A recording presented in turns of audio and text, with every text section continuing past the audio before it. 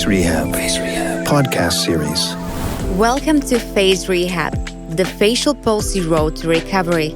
I'm your host, Veronika, and I'm excited to introduce our guest, Dr. Ivana Vyrvova, ENT doctor, facial specialist from Vienna, with extensive experience in diagnosing and treating patients with facial palsy. In today's episode, we'll be discussing how to manage facial palsy at home, practical tips, facial exercises, how to make eating more enjoyable, and how to communicate more effectively while living with facial palsy. With Dr. Ivana's expertise, we are sure to gain valuable insights and knowledge on this important topic. Facial Palsy. Road to Recovery. Welcome, Dr. Ivana, and thank you for joining us today. Nice to see you again, Veronika. Before we begin, I would like to mention that this podcast is supported by FaceRehab, a mobile application that allows users to scan facial asymmetry, track progress, and provide personalized training plan for individuals living with facial palsy. Download the app or visit FaceRehab.com for more information.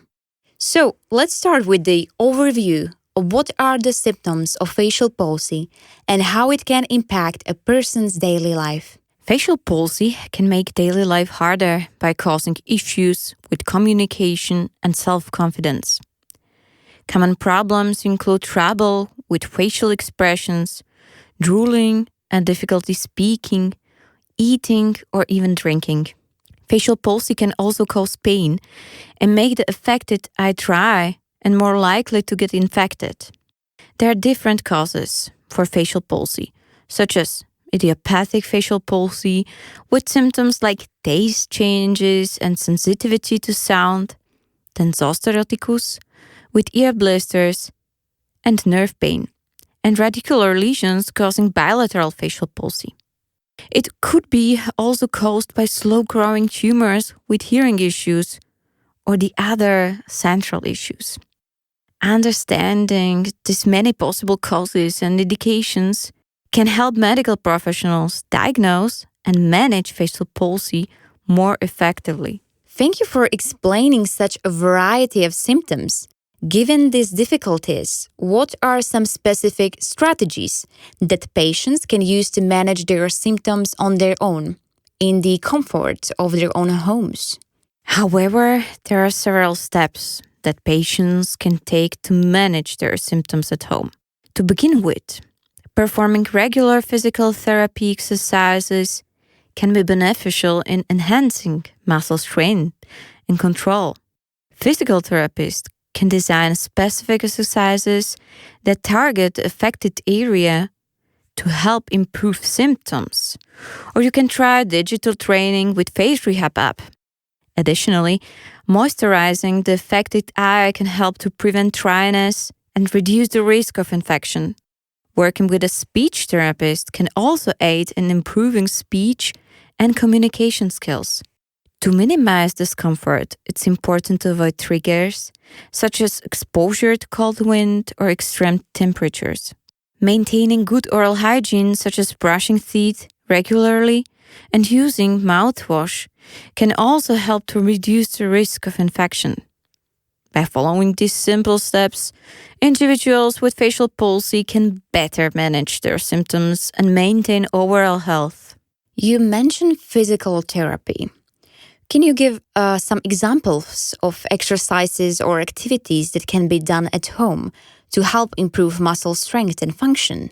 Yes, as an ENT doctor, I highly recommend working with a facial specialized therapist for rehabilitation. They can provide expert guidance on the appropriate exercises and activities to improve muscle strength and function, as well as provide support and guidance throughout the rehabilitation process. Understand. That's why if you're having a difficulty finding a facial therapist, our FaceRehab platform at FaceRehab.com offers online consultations with facial therapists. They can provide support and guidance in your rehabilitation journey, even if you are unable to physically visit a therapist. I agree with you, Veronika. The FaceRehab platform is an excellent resource. But there are also several products and devices that can be used at home to help manage the symptoms of facial paralysis. For example, eye patches or tape can be used to protect the affected eye and prevent it from drying out. Kinesiotaping can be another beneficial option for those dealing with facial palsy. By using specialized adhesive tapes applied to the face, muscle tone and function can be improved. Wearing the kinesiotape during daily activities promotes muscle usage and enhances facial symmetry. Yes, facial tapes can certainly be helpful. Going back to the challenges of facial palsy, it can be tough to maintain good oral hygiene and enjoy eating.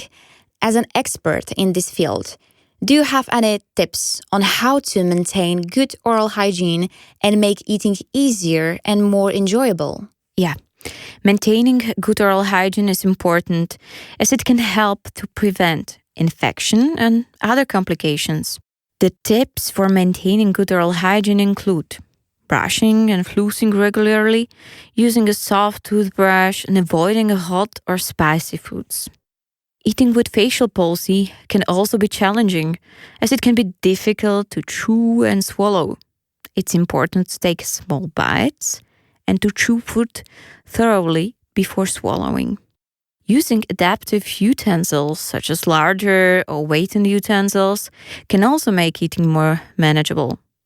Additionally, speech therapy can be beneficial for individuals with difficulty swallowing. Okay, so you mentioned the importance of maintaining good oral hygiene.